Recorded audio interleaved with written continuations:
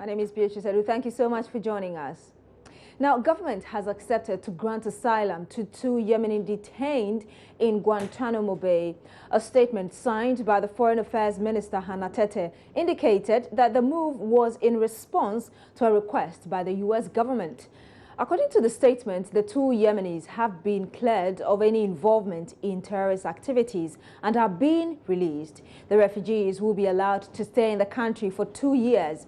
My colleague Emefa Awenam Etiamoa has been going through a statement, and she will join me in the studio quite shortly to tell us more about what the Foreign Affairs Ministry has been saying. And of course, you're aware that a lot of people have been raising concerns about these detainees who are coming in, the kind of security threats that it poses to the country. We'll be looking at all of these, but first we have to look at the statement released by the Foreign Affairs Minister, and I'm joined in the studio now by Emefa Wenam. Hello, Emefa.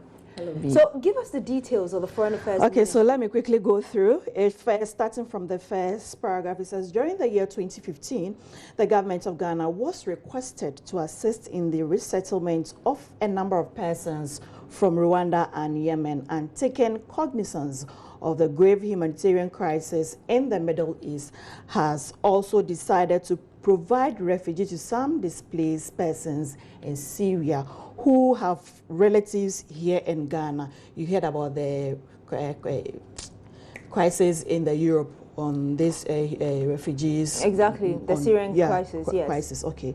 So it says, prior to the winding up of its affairs on the 31st of December 2015, the government was approached by representatives of the International Criminal Tribunal for Rwanda to resettle some of the persons who had been tried and had either been acquitted and discharged, or had been sentenced and had served their term but did not find it appropriate to resettle in Rwanda. According to the statement, it says they have responded to the request of the tribunal and have indicated their readiness, that's the government of Ghana, to take 2 of such persons and give them residence in Ghana. At the request of the U.S. government, the government of Ghana says it has also agreed to accept 2 detainees of Yemeni origins who were detained in Guantanamo Bay but who have been cleared of any involvement in any terrorist activities and are being released. They are unable to return to Yemen at the moment and have indicated that the Ghana government has indicated its readiness to accept them for a period of 2 years, after which they may leave the country. Additionally, government has decided to allow relatives of members of the Syrian community already residents in Ghana who have been displaced as a result of the conflict in their country to resettle in Ghana. In all instances, the persons who are being allowed into the country are subject to security clearance, and the activities will be monitored during their stay in the country. And Ghana recognizes that as a member of the international community, we have a responsibility, that's the ministry, to assist in international crisis situations, having regard to our own resources and capacity to assist.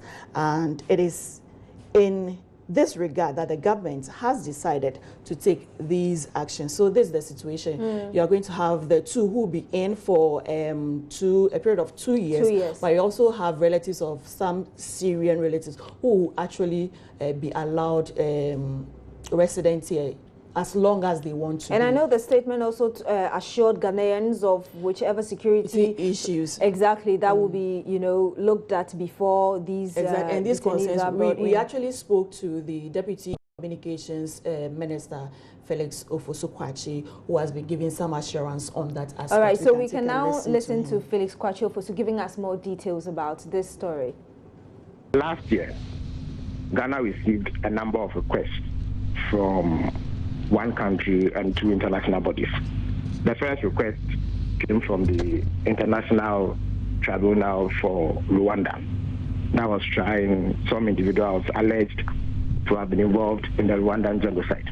They wound up the activities last year, that is 31st December 2015. But they have a number of detainees who have either been tried and acquitted and discharged, or have been tried and sentenced to prison terms but have served it in full. Nonetheless, the situation in Rwanda is not deemed to be conducive for their return because there are fears of reprisals because of lingering tensions over the genocide. And so the tribunal requested Ghana to accept a number of detainees. They gave us a list of 22. We indicated that we could take just 2. But we are yet to identify those 2 and undertake the necessary formalities to receive them. Let me stress that this is in keeping with our international obligations to assist in international crisis. The second request came from the U.S. government, where they indicated that they had a number of detainees of Yemeni origin. These detainees were rounded up together with others and kept at Guantanamo Bay. And you've given the background of Guantanamo Bay and the concerns that have been raised about its compliance with international law and whether or not they have been violations of the rights of these individuals. Now, the U.S. government has indicated clearly that the individuals they wanted us to take have been cleared of involvement in acts of terrorism that are prejudicial to either the security of the United States or any other country for that matter. Now, ideally, they should have gone to Yemen, like you indicated, but we know that there's a raging conflict in Yemen, and therefore it is not conducive to receive them. Subsequent to that, the Ghana's ambassador to the United States, Brigadier General Henry Smith, who is a former defense minister and a former army commander, was given direct access to these individuals. He interviewed them in order to corroborate the information given him by the United States government. Last year, Ghana received...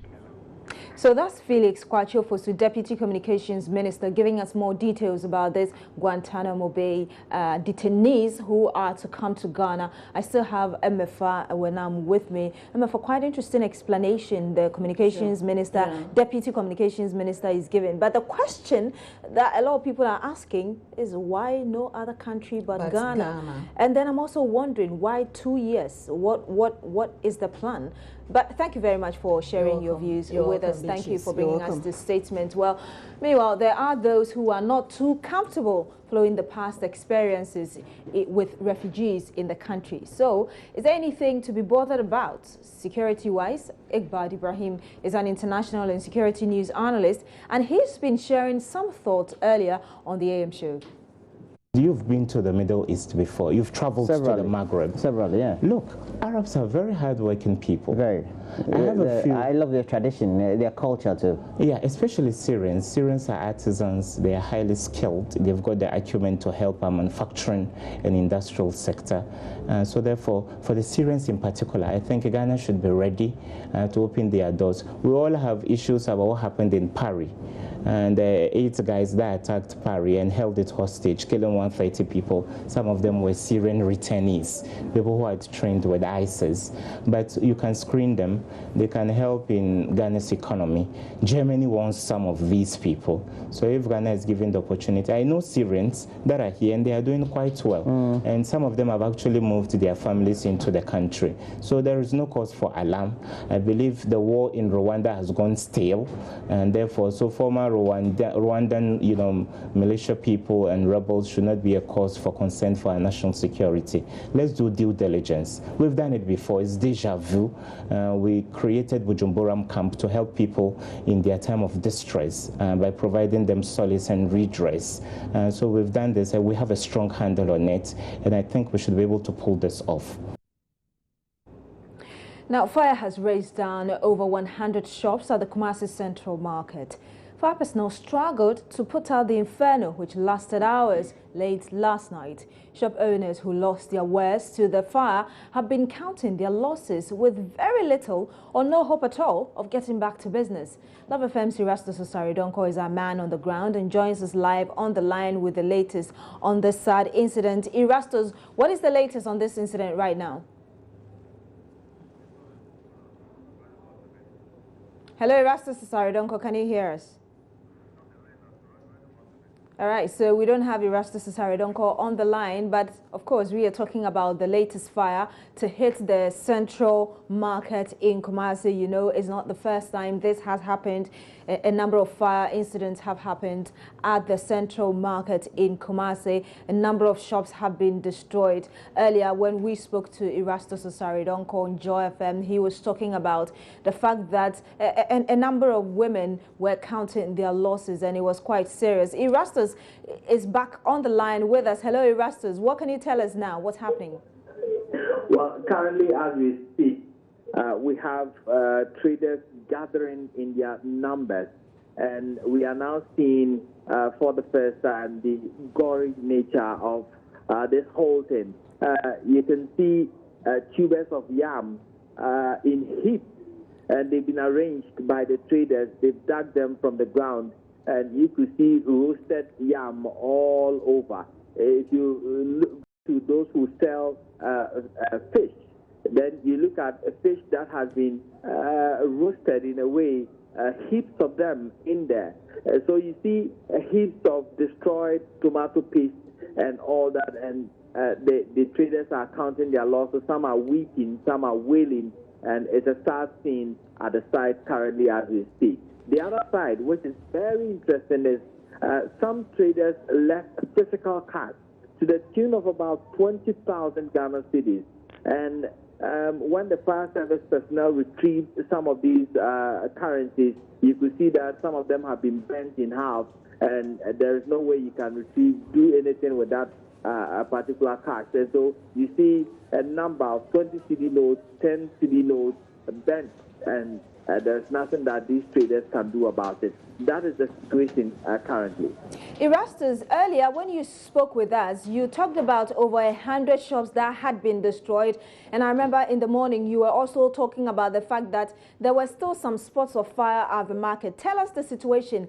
Have more stores been affected and items? Well, currently you could see fire service personnel who are indeed have tiredness written all over their faces, still trying to douse the dying embers of the flame.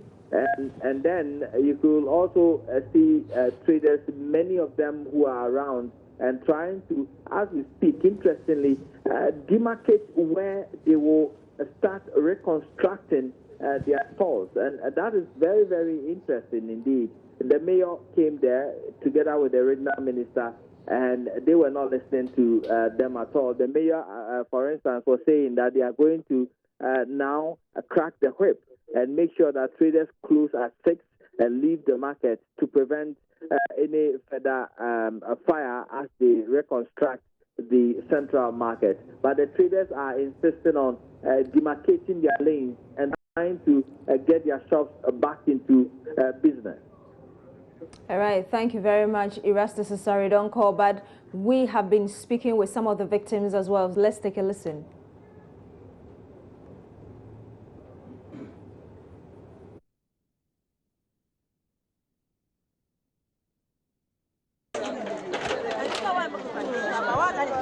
I can't tell right now because I don't know what to say again.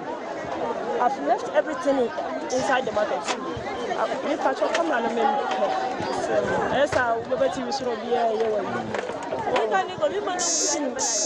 My dad, I've left 10 million there. The 10 million is for my daughter. You mean 10 million cash? Yeah. She's going to school on Monday. I have 2 stores. One is rice and oil, and 1 2 is tomatoes and other stuff, spices. Mister, I don't know what to say again. If you quantified, how much have you lost? It's over 700 million. Old Ghana city. This is over. It's getting to 1 billion. Jesus.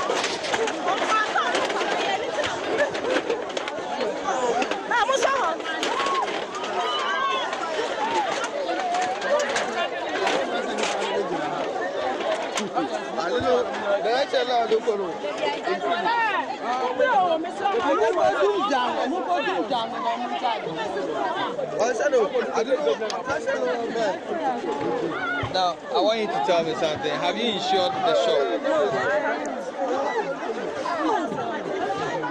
I haven't insured the store. Why? They won't come and insure it for us. You mean the insurance people? Yeah. Why? I can't make one attempt to it, but I didn't get what reason did they give you?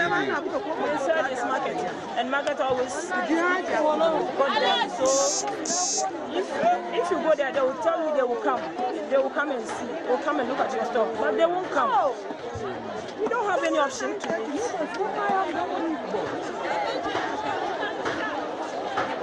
Thank you. How have you been affected? Quite disturbing scenes there at the Kumasi Central Market. We've also been speaking with the mayor, Kojobo, so let's take a listen to what he's been telling us.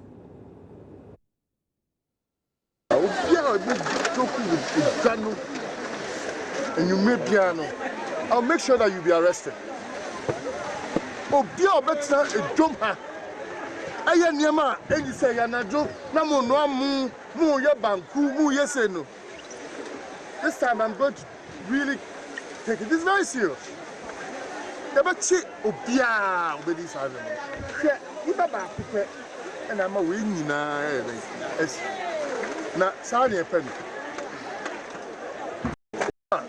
Yahweh and Yama, say, Mamuji, now, I didn't say, a dose of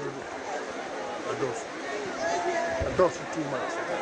As I say, no, many fire from penny for the name, police for the veterans. Now, Yahweh, the actual cause of the say, the Dominama, any serious reports, but we are some idea, some about. And they are nine, but fire for the best of my movie. Now, it is a bomb, a rebuke to bomb cacao, and quite cheap. Right, say the mass.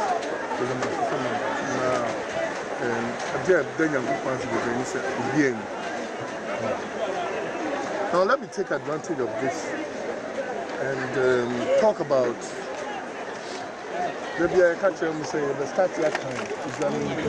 Now, young Nipa do I waha, Yakam do Donna, who be in your number so that if the Fufona yes, Muntiasia, Yakam was Mudia court, no, only once a minute.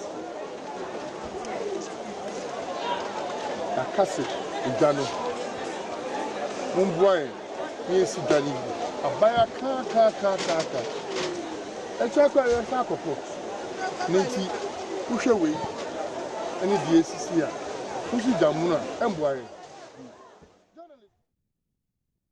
So you heard the Kumasi Mayor, the Kumasi Metropolitan Assembly Mayor, Kojobo Nsude, speaking to us earlier in Tree, and he's basically saying that the authority or the Assembly would arrest anyone who stays in the market late night, and he is also blaming the latest fire incident on the refusal of the traders there to allow for refurbishment of the market. You're still here on News Desk on Joy News on Multi TV. Stay with us. When we come back, we have more stories for you.